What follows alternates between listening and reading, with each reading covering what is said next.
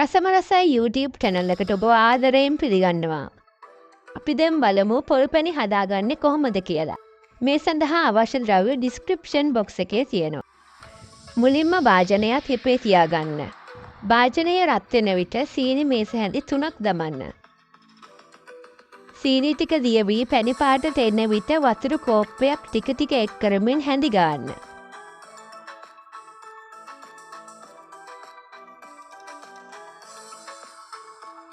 දැන් ඉතුරු සීනි ටික එකතු කරන්න. සීනි ටික දිය කරගත් පසු එයට ලුණු තේ හැඳි භාගයක් එකතු කර හොඳින් හැඳි ගන්න. වැදගත් කරදමුංගු මහලුරු කොරු තේ හැඳි එකක් එකතු කරන්න. ගාගත් පොල් ගෙඩි 2ක පොල් එකතු කර හොඳින් කලවම් කරන්න.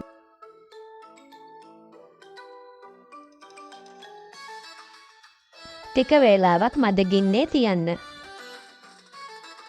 දැන් අපේ පොල්පැණි එක ලෑස්තියි. මෙවැනි තවත් වටිනා වීඩියෝ නැරඹීමට අපව සබ්ස්ක්‍රයිබ් කරන්න. අපේ වීඩියෝ එක නැරඹුවාට ඔබට ගොඩක් ස්තුතියි.